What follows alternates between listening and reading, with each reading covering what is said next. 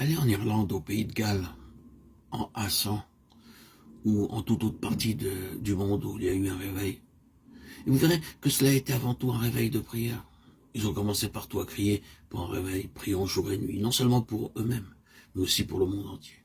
Ils ont prié, que Dieu montre sa voie, car le premier principe est de prier selon la volonté de Dieu, cherchant à trouver sa pensée et son besoin.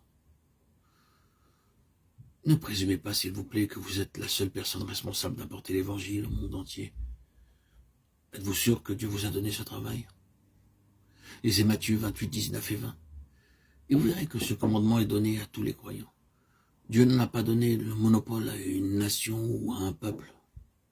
Nous pouvons être riches et instruits, mais nous ne pouvons pas dire que parce que nous avons plus d'argent ou de connaissances, nous avons le privilège spécial d'évangéliser le monde entier.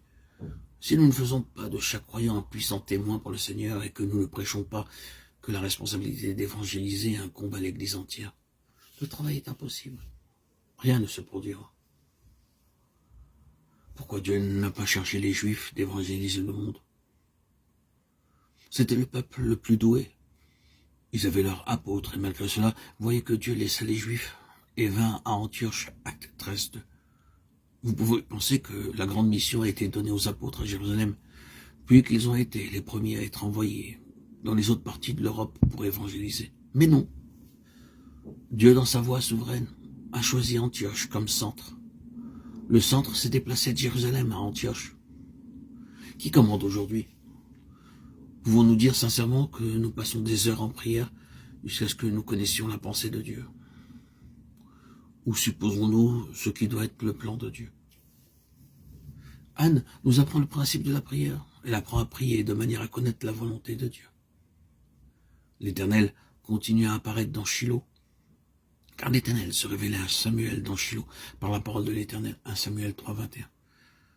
C'est le second principe divin qui doit être respecté si nous voulons que Dieu fasse paraître sa gloire au milieu de nous, si nous voulons permettre à Dieu de se révéler lui-même. Il nous faut des témoins, intrépides, fidèles, comme Samuel.